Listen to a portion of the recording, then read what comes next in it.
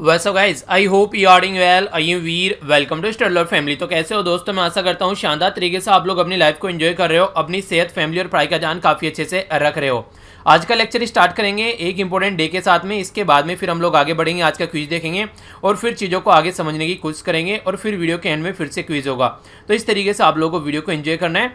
इसी के साथ में कुछ एंगल आप लोगों को यहाँ पर जो पॉलिटी वगैरह का है वही बता के चलूंगा इस इंपॉर्टेंट डे से रिलेटेड, जो कि एग्जाम में क्वेश्चन बनने के चांसेस काफ़ी ज़्यादा हैं। और खासकर कोविड-19 के चलते जैसे लॉकडाउन रहा तो बहुत ज़्यादा इंपैक्ट यहाँ पर बच्चों के ऊपर भी देखने को मिला, तो उसके बारे में थोड़ी सी बात करेंगे। तो सबसे पहले यहाँ पर बात करते हैं इंपॉर्टेंट डे के बारे में।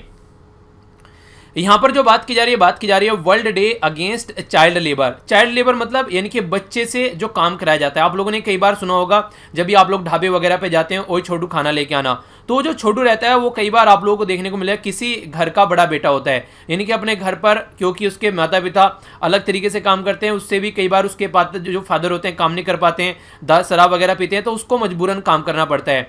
तो ये सिचुएशन की जिस टाइम पर उसको स्कूल में होना चाहिए था, वो किसी ढाबे पर छोटू बन जाता है।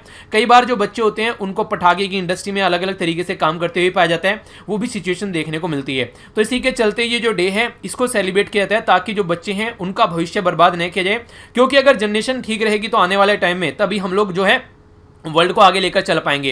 तो यहाँ पर वर्ल्ड की बात की जा रही है, तो इंटरनेशनल लेबर ऑर्गेनाइजेशन जिसको आईएलओ बोलते हैं, वो world day against child labour 2002 से इसके ऊपर फोकस देना स्टार्ट किया। क्योंकि देखिए जो बच्चे हैं अगर वो इस तरीके की एक्टिविटी में लगेंगे तो फिर कैसे वो अपने फ्यूचर को आगे बना पाएंगे। तो इसको एलिमिनेट करने की जरूरत पड़ी कि हाँ इसको एलिमिनेट करना चाहिए, और 12 जून जो है वो इसको डिफाइन किया गया वर्ल्ड डे इस पर्टिकुलर एरिया के लिए, ताकि जो गवर्नमेंट है, जो एम्प्लॉयर हैं, इसी के साथ में जो वर्कर्स ऑर्गेनाइजेशन है, सिविल सोसाइटी हैं, सब मिलकर अगर काम करेंगे तभी हम लोग इस सिचुएशन को कंट्रोल कर पाएंगे। अगर सब मिलकर काम नहीं करेंगे तो ये सिचुएशन हम लोग कंट्रोल नहीं कर पाएंगे। इसी के साथ में जो चाइल्ड लेबर है यहाँ पर, वो बेसिकली अगर यहाँ पर कंटिन्यूस चलती है तो ये समझिए कंट्री का ग्रोथ यहाँ पर रुकने के चांसेस आप लोग को देखने को मिलेंगे। चाइल्ड लेबर का मतलब क्या है, अगर इसको डिफाइन किया जाए तो एक तरीके से वर्क जो यहाँ पर बच्चों को दिया जाता है स्टार्टिंग में ही, बचपन के अंदर, जिसके चलते उनको एक तरीके से पोटेंशियल जो है, उनकी डिग्निटी जो है उसको हार्म पहुंचता है, फिजिकल और मेंटल डेवलपमेंट उनका नहीं हो पाता है। तो ये चीजें आप लोगों को देखने को मिलेगी। तो world day against child labour 2020 का अगर फोकस देखकर आप लोग चलते हैं तो impact of crisis on child labour, यानी कि जो क्राइसिस है उसका चाइल्ड लेबर के ऊपर क्या इंपैक्ट पड़ेगा, ये बातें बेसिकली यहां पर बोलने की कोशिश की जा रही है। ठीक है, तो इस डे के बारे में आप लोगों को आइडिया रखना है। अच्छा, इसका एक एंगल और बता देता हूं जो आप लोगों को पता होना चाहिए। हमारे संविधान में अगर आप लोग फंडामेंटल राइट में जाएंगे तो पार्ट 3 में 12 से लेकर आर्टिकल 35 तक फंडामेंटल राइट है। अगर यहां पर आप लोग बात करते हैं तो 2 आर्टिकल है इसके बीच में, जिसको बोलते हैं आर्टिकल 23 और आर्टिकल 24। आर्टिकल 23, आर्टिकल 24 जो है यहाँ पर ये बेसिकली बात करता है राइट अगेंस्ट एक्सप्लॉयटेशन, यानी कि जो 23 है यहाँ पर ये बात करता है राइट अगेंस्ट एक्सप्लॉयटेशन, यानी कि प्रोहिबिट करना जो ह्यूमन ट्रैफिकिंग होती है और फोर्स लेबर होती है, तो उसको रोकने का काम करता है। तो ये कई बार आप लोगों से पूछ भी लिया जाता है। इसी के तरीके से जो आर्टिकल 24 है यहाँ पर, ये काफी इंपॉर्टेंट है, यह चाइल्ड के पॉइंट ऑफ व्यू से इंपॉर्टेंट। ये प्रोहिबिट करता है employment of children in the factories, जो भी यहाँ पर है इस तरीके से, ताकि जो बच्चे हैं उनको एम्प्लॉय न बनाया जा सके और खासकर जो हजार्ड्स इंडस्ट्री है उनसे भी बचाया जा सके। तो यहाँ पर ये चाइल्ड लेबर के बारे में बात करता है, तो ये यहाँ पर इसके बारे में इंपॉर्टेंट है। डायरेक्ट क्वेश्चन कई बार आप लोगों से बन जाते हैं। आर्टिकल 24 यहाँ पर बात करता है मेनली चाइल्ड लेबर के बारे में। ठीक है, तो याद रखिएगा ये भी। आइए अब आगे बढ़ते हैं। ये क्वेश्चन है जो हम लोगों ने डिस्कस किए थे लास्ट वीडियो के अंदर। अब आप लोगों को यहाँ पर इसका आंसर देना है, तो अच्छे से इसको अटेम्प्ट कीजिए, देखता हूँ कितना याद है आप लोगों को। बिना ऑप्शन के आंसर देना सीख ले तो एग्जाम में बहुत कंफर्टेबल आप लोग फील करने वाले हैं, तो इसलिए अच्छे से इनको अटेम्प्ट कीजिएगा। नेशनल टाइगर कंजर्वेशन अथॉरिटी, जिसको शॉर्ट फॉर्म में NTCA आप लोग बोलते हैं, ये स्टैट्यूटरी बॉडी है, कौन सी मिनिस्ट्री के अंडर में आती है। नेक्स्ट यहाँ पर एक मिनिस्ट्री के बारे में बात की जा रही है जिसके द्वारा यहाँ पर एडवाइजरी जारी की गई है। एक तो यहाँ पर जो material recovery, municipal solid waste, landfill reclamation, इसी के साथ में यहाँ पर on site, off site, sewage, जो वाटर जो यहाँ पर मैनेजमेंट प्रैक्टिस होती है, ये सारी यहाँ पर किसके द्वारा गाइडलाइन जारी की गई है। तो आप लोग अगर इनको पढ़ेंगे तो भी आप लोग एक आइडिया लगा सकते हैं कौन सी मिनिस्ट्री काम कर सकती है। नेक्स्ट यहाँ पर बात की जा रही है जो एडवाइजरी है यहाँ पर, ये प्रिपेयर की जाती है central public health environment engineering organisation, तो किसके अंडर में ये आती है ये आप लोग को बताना है। प्राइम मिनिस्टर मोदी के जो प्राइवेट सेक्रेटरी है उनका नाम आप लोगों को बताना है, जिनको रिसेंटली अभी एग्जीक्यूटिव डायरेक्टर बनाया गया है। ये senior adviser to executive director बनाया गया है वर्ल्ड बैंक वॉशिंगटन DC के अंदर में। एक और यहाँ पर ज्वाइंट सेक्रेटरी लेवल की पर्सनैलिटी, जो कि 1999 बैच के जो तमिलनाडु आईएएस जो कैडर थे, उनको यहाँ पर World Trade Organization as a ambassador और permanent member to the India जो रिप्रेजेंटेटिव यहाँ पर देखने को मिलेंगे। तो ये दो पर्सनैलिटी स्पेसिफिक क्वेश्चन आप लोग के एग्जाम में बन सकते हैं, इनका नाम आप लोग को बनाना है। नेक्स्ट बात की जा रही है यहाँ पर थियाननमेन स्क्वायर प्रोटेस्ट के बारे में। आप लोगों को ये बताना है कि ये जो प्रोटेस्ट है ये बीजिंग में कब देखने को मिला, ठीक है। तो अभी यहाँ पर इसको बेसिकली याद किया गया, अभी काफी मतलब नहीं होता है कि जैसे जैसे साल हो जाते हैं कि हाँ इस साल पे इसको याद किया जा रहा है, एक डेट रहती है उस पर याद किया जाता है। तो ये किस ईयर में देखने को मिला। नेक्स्ट यहाँ पर बात की जा रही है नेशनल आर्ट गैलरी, तो आप लोगों को ये बताना है किस मिनिस्ट्री के अंडर में आती है, ये भी रिसेंटली अभी न्यूज में था। तो क्वेश्चन जरूर आंसर दिया कीजिए, यही आप लोगों से मुझे पता चलता है फीडबैक के तौर पर कि हाँ आप लोग कितने अच्छे से याद कर रहे हैं चीजों को।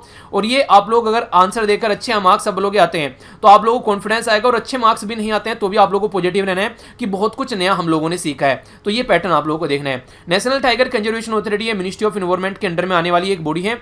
नेक्स्ट यहाँ पर बात की जा रही है UN ministry of housing and urban affair के बारे में, तो इसके द्वारा यहाँ पर ये गाइडलाइन जारी की गई थी। स्वच्छ भारत मिशन के तहत आप लोग यहाँ पर देखने को मिलते हैं, जो बेसिकली ये पूरा प्रक्रिया थी जिसके तहत यहाँ पर इस सिचुएशन को हैंडल करने की बात की गई। राजीव तपोन, यहाँ पर इनका नाम याद रखिएगा, ये यहाँ पर आईएएस जो कैडर गुजरात कैडर के आईएएस ऑफिसर थे जिनको सीनियर एडवाइजर बनाया गया executive director of the world bank. Next यहाँ पर विजेंद्र नवनीत के बारे में बात की जा रही है, ये यहाँ पर वर्ल्ड ट्रेड ऑर्गेनाइजेशन से कनेक्ट हो गए हैं, तो याद रखिएगा।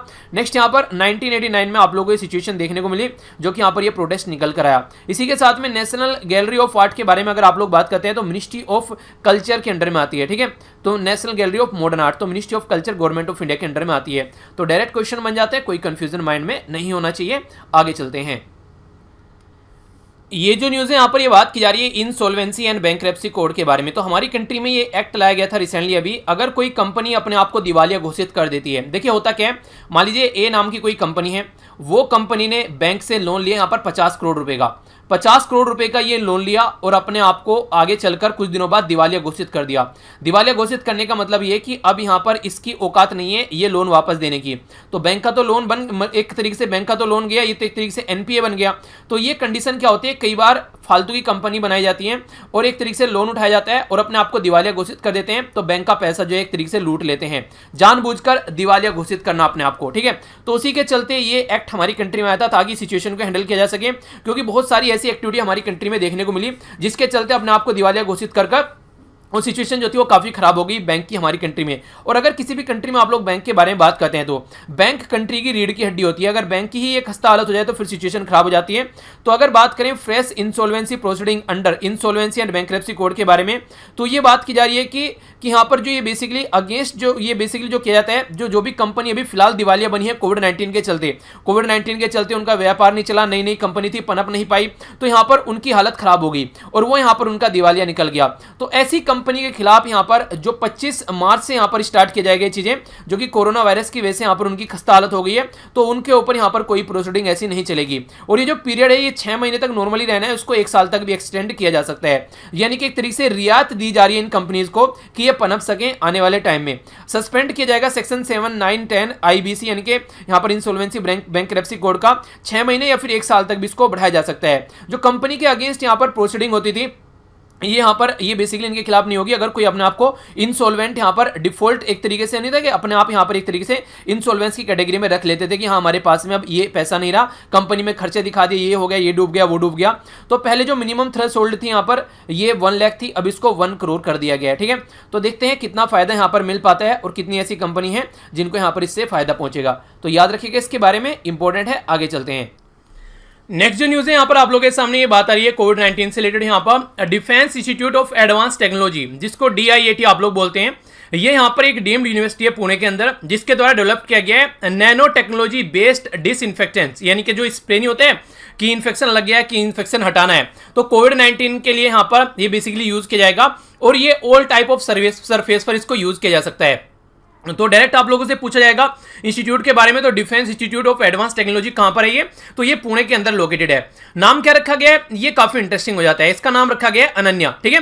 तो अनन्या आप लोगों से पूछे कोई क्या है यहाँ पर ये, तो ये आप लोगों को बताना है कोविड-19 के साथ में एक तरीके का डिसइंफेक्टेंट है जो कि इसको कम करने का काम करता है कोविड-19 से अगर इन्फेक्टेड लोग हैं तो ये जो है ये हर जगह यूज किया जा सकता है, हर एक पर्सनैलिटी के लिए, वर्कर से लेके इंडिविजुअल या फिर लार्ज स्केल पर भी इसको यूज किया जा सकता है। इसी के साथ में यहाँ पर बात की जा रही है कि देखिए जो जिस तरीके से जो पर्सनल प्रोटेक्टिव इक्विपमेंट पहने जाते हैं उनके ऊपर यूज किया जा सकता है, हॉस्पिटल लाइंस में या फिर कहीं पर भी जो कंटेमिनेटेड सरफेस है, इंस्ट्रूमेंट है, एलिवेटर बटन्स या फिर जो नोक डोर होते हैं, कॉरिडोर होते हैं, रूम्स होते हैं, तो हर जगह यहाँ पर इसको इंप्लीमेंट किया जा सकता है। नैनो टेक्नोलॉजी जो एक तरीके से यहाँ पर यूज की जा रही है, तो ये इसका भी देखिए नैनो टेक्नोलॉजी एक अच्छी लार्ज स्केल पर एक अच्छी चीज आप लोग बोल सकते हैं कि हर जगह उसको यूज किया जा रहा है एक सही डायरेक्शन में इंप्लीमेंट करने के लिए। ठीक है, तो यहां पर ये एक आप लोग इसका पॉइंट बोल सकते हैं। इसी के साथ में यहाँ पर जो ह्यूमन बॉडी में इंटर करे उससे पहले इसको खत्म करने की कोशिश की जाएगी और 24 आवर तक जो ये स्प्रे किया जाएगा, 24 आवर तक कंटिन्यूअस यहाँ पर ये इसका जो इफेक्ट रहने वाला है। ठीक है, तो ये एक पॉजिटिव बात आप लोग बोल सकते हैं, यानी कि 24 आवर के अंदर अंदर भी अगर कोई ऐसी एक्टिविटी होती है तो भी यहाँ पर आप लोगों को ये देखने को मिलेगा कि सिचुएशन को ये कंट्रोल करने में कैपेबल है। तो ये एक इंपॉर्टेंट फैक्ट है जो कि आप लोग इसके बारे में पता होना चाहिए। ठीक है, आगे बढ़ता हूं। आज की डेट में अगर आप लोग एयरपोर्ट पर जाते हो या फिर अब तो यहाँ पर ट्रेन के बारे में बात की जा रही है, तो आज के डेट में कंडीशन ये आप लोगों को देखने को मिलेगी कि कई सारी चेकिंग आप लोगों को वहां पर देखने को मिलती है। अगर एयरपोर्ट में आप लोगों ने एंट्री की है तो आप लोग समझ सकते हैं कि कहां पर क्या क्या चीजें चेक होती है, पर लेकिन यार आप लोग ये समझिए अब कुछ ऐसे एरिया है जहां पर ये चीजें जो होनी है वहां पर उसको फेस से कनेक्ट किया जा रहा है, यानी कि एक तरीके से फेस दिखाकर भी चीजें उस तरीके से ट्रैक किया जाएगा, वो नहीं होती सारी चीजें।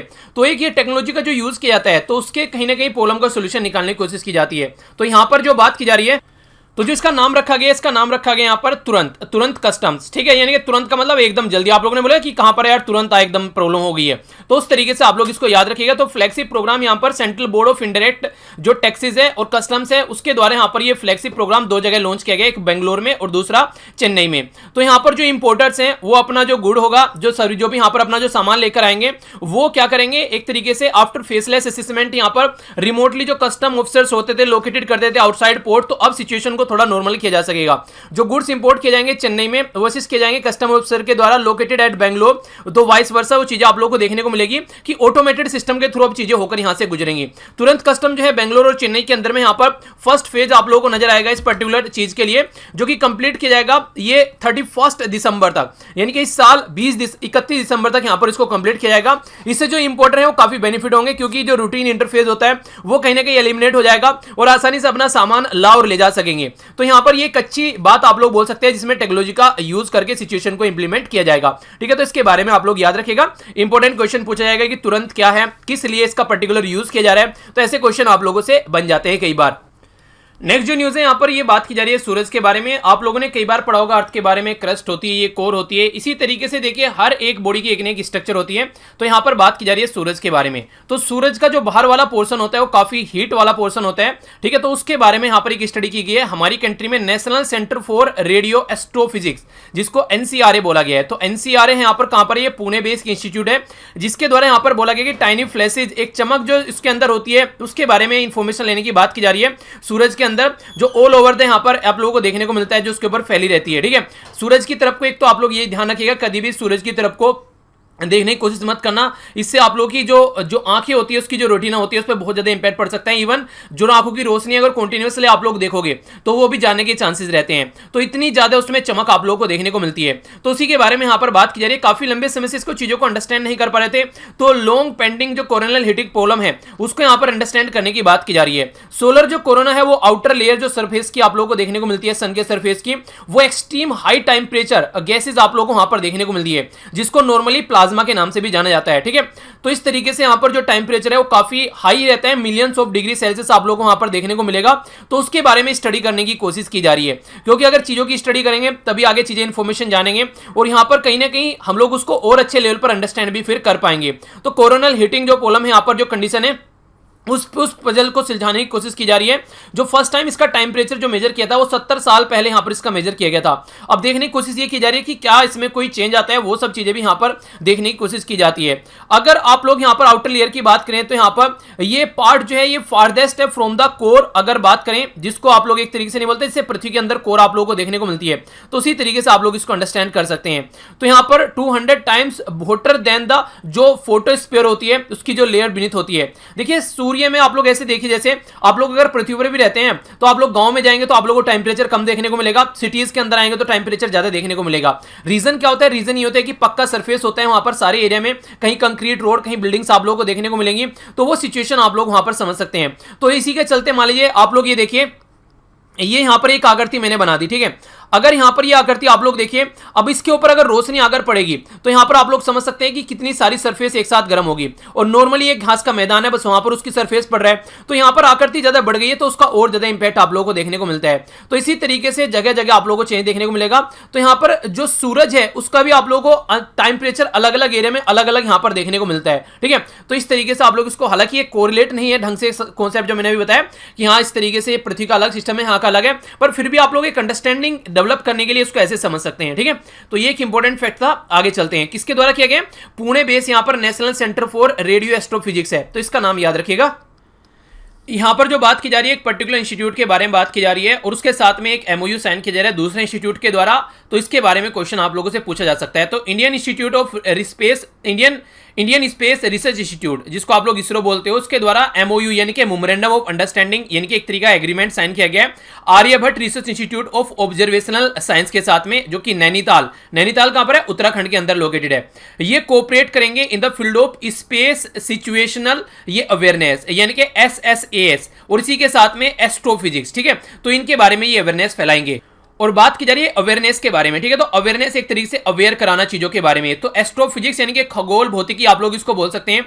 तो ARIES ये एक लीडिंग रिसर्च इंस्टीट्यूट है जो कि स्पेशलाइज्ड है यहाँ पर एस्ट्रोनॉमी के अंदर में, तो इसके चलते यहाँ पर ये काम करेगा। तो एस्ट्रोफिजिक्स और इसी के साथ में यहाँ पर एटमोस्फेरिक जो साइंस है उसके बारे में अवेयरनेस प्रोवाइड यहाँ पर कराएगा, तो इसके बारे में आप लोग याद रखिएगा। अगर बात करें यहाँ पर इस इंस्टीट्यूट के बारे में, ये बॉडी है department of science and technology के अंडर में आता है, गवर्नमेंट ऑफ इंडिया की, और स्टेब्लिश किया गया था 1954 के अंदर में। तो ये क्वेश्चन कई बार आप लोगों से पूछ लिए जाते हैं। तो हेडक्वार्टर कहां पर है इसका, लोकेशन कहां पर है? नैनीताल उत्तराखंड के अंदर में, ठीक है। तो ये इसके बारे में आप लोग मोटा मोटा सा आइडिया रख सकते हैं। नेक्स्ट यहां पर एक पर्टिकुलर एक्ट के बारे में बात की जा रही है, और ये कई बार आप लोगों ने सुना भी होगा। कोविड-19 की जो सिचुएशन थी उसके दौरान में इसको बोला जाता है the essential commodity act 1955। Essential commodity एक तरीके से जिनके बिना काम नहीं चलेगा, अगर उनको यहां पर देखिए रेगुलेट किया जाए और डीरेगुलेट किया जाए तो उनके बारे में आप लोगों को देखने को मिलेगा। आप लोग समझिए इसको थोड़ा सा ऐसे, जैसे मान लीजिए हम लोग क्रूड ऑयल यानी कि कच्चा तेल खरीद कर लेकर आते हैं बाहर की कंट्री से, अपनी कंट्री में उसको लेकर आते हैं। तो अपनी कंट्री में जैसे हम लोग उसको लेकर आते हैं, तो आज की डेट में ये किया जा रहा है कि उसका जो प्राइस रहेगा वो इंटरनेशनल लेवल के हिसाब से रेगुलेट किया जाएगा, यानी कि गवर्नमेंट उसको कंट्रोल नहीं करेगी। अगर इंटरनेशनल लेवल पे प्राइस बढ़ेगा तो हमारी कंट्री में बढ़ेगा, वहां पर घटेगा तो हमारी कंट्री में घटेगा। तो इसका मतलब होता है कि गवर्नमेंट ने उसको डीरेगुलेट कर दिया, ठीक है। तो इसी को आप लोग समझिए कि एक रेगुलेशन खत्म हो गया उसके ऊपर से, यानी कि कंट्रोल खत्म हो गया है। तो ये जो बात यहां पर की जा रही है, तो कुछ प्रोडक्ट्स के नाम यहां पर दिए गए हैं जिसको डीरेगुलेट करने की बात की जा रही है, जैसे कि सीरियल्स वगैरह हो गए, पल्सेस वगैरह, ऑयल्स जो ऑयल सीड होते हैं, एडिबल ऑयल, ऑनियन, पोटैटो, यानी कि ये जो खान पीन का सामान होता है, टमाटर जैसे टमाटर, ये बेसिकली प्याज हो गए, ये आलू वगैरह हो गए, एडिबल ऑयल जैसे सरसों का तेल वगैरह, ये पल्सेस, दालें वगैरह, ये सब चीजें आप लोगों का मोटा अनाज, तो उनको बात की जा रही है डीरेगुलेट करने की।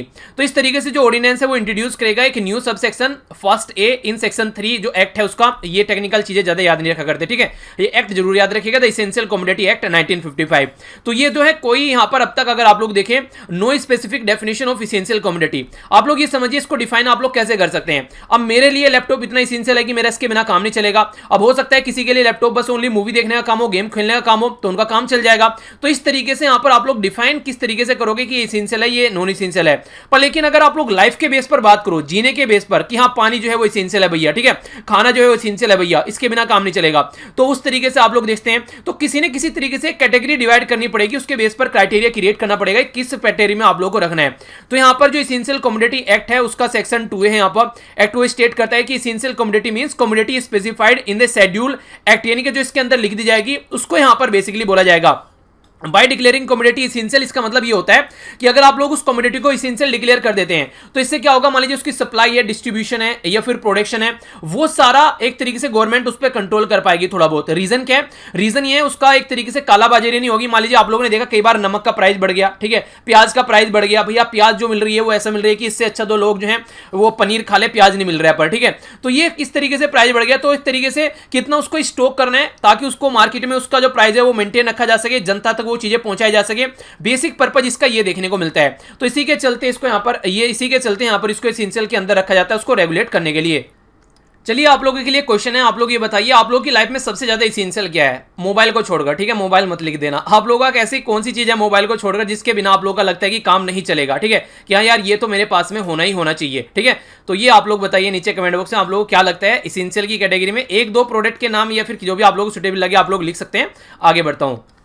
तो ये था टोटल आज का डिस्कशन। आई होप कि आप लोगों ने इसको अच्छे से एंजॉय किया होगा। एक बार नजर डाल लेते हैं क्या क्या हम लोगों ने डिस्कस किया। World day against child labour के बारे में हम लोगों ने जाना सबसे पहले डिटेल में। आप लोग वो जरूर याद रखिएगा जो मैंने आप लोगों को कॉन्स्टिट्यूशन एंगल बताया, यानी कि फंडामेंटल राइट में आर्टिकल 23 और आर्टिकल 24। देखिए कॉन्स्टिट्यूशन एंगल अगर आप लोग लेकर चलेंगे ना, जब आंसर राइटिंग में आप लोग ये छोटे छोटे पॉइंट ऐड करते हैं तो एक बहुत अच्छा इंपैक्ट पड़ता है एग्जामिनर के ऊपर कि हाँ इसका political angle, constitution angle, environment का एंगल या फिर सोसाइटी का एंगल, वो सारी चीज भी बंदा जानता है। तो इससे एक पॉजिटिव इंपैक्ट आप लोगों को वहां पर देखने को मिलता है। तो ये सारी चीजें आप लोग इसके बारे में याद रख सकते हैं। क्विज देखा हम लोगों ने डिटेल में। इसके बाद में आप लोगों ने यहाँ पर देखा एक ऑर्डिनेंस जो लाया गया है उसके बारे में हम लोगों ने जाना। नेक्स्ट जो न्यूज थी यहाँ पर ये हम लोगों ने देखे डिफेंस इंस्टीट्यूट, इन सब चीजों के बारे में। ये सारे क्वेश्चन भी आप लोगों से कई बार यहाँ पर